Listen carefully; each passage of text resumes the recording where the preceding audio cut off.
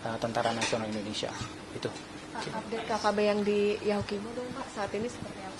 Iya, jadi memang kalau bicara yang kemarin ya, penyerangan KKB di Yahukimo, kita tahu bahwa di Papua ini kan banyak propaganda yang memang menyasar kepada pemerintah Indonesia. Nah, tentunya pelibatan TNI ataupun aparat lain di Papua ini adalah bentuk dari hadirnya negara. Kita menginginkan Papua itu yang sejahtera, sama seperti dengan provinsi-provinsi lain yang ada di Indonesia. Nah, operasi-operasi yang dilakukan itu memang menggunakan beragam pendekatan, mulai dari kesejahteraan, kemudian pendidikan, ekonomi, sampai dengan keamanan. Karena kita tahu bahwa di Papua memang ada isu organisasi yang menamakan dirinya OPM, yang memang sering melaksanakan propaganda, dan bahkan terkait dengan insiden terakhir itu yang disasar adalah warga sipil.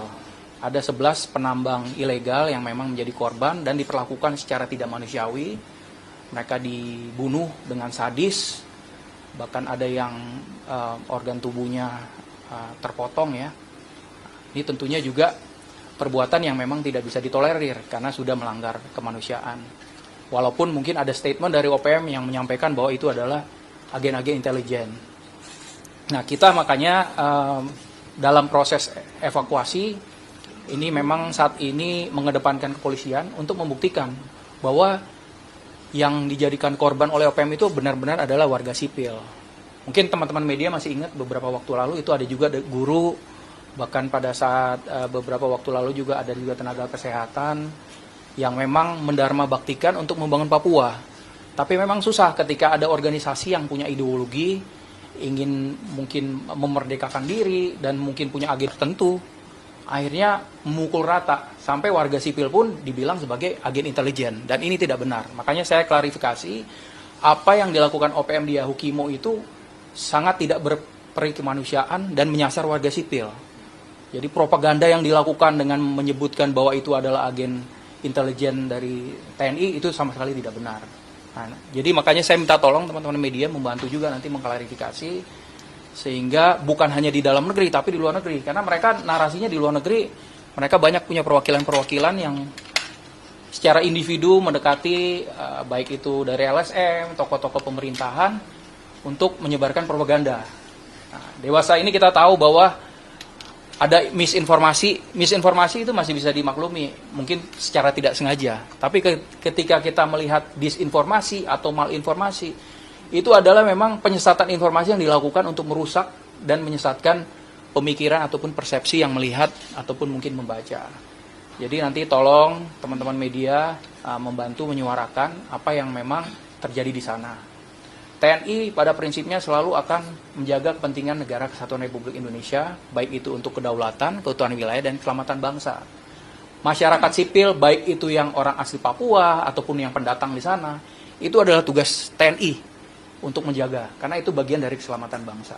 Dan Papua sendiri merupakan wilayah teritorial Indonesia.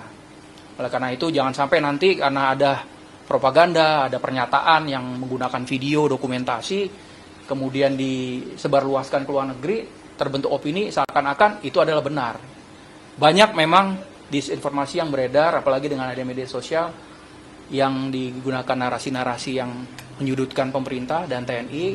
Nah, saya berharap memang masyarakat ini bisa lebih jeli lagi, dan tentunya kita tidak bisa hanya bekerja sendirian, Kemhan dan TNI.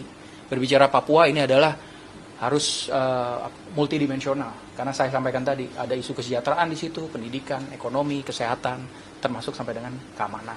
Itu proses evakuasinya sudah selesai atau kemudian masih berlangsung ya, karena untuk pos yang terdekat jaraknya juga cukup jauh, dan langkah yang diambil, yang diputuskan oleh Mabes TNI adalah kita mengedepankan teman-teman dari kepolisian untuk membuktikan bahwa tidak ada sama sekali koneksinya warga sipil yang sudah dibantai oleh mereka, oleh OPM secara membabi buta.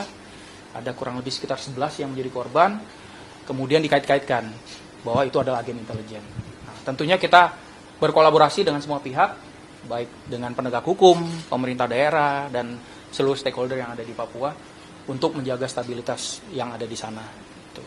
Pak Karo, terakhir mungkin update yang soal dugaan mobil dinas Kemenhan. Oh iya.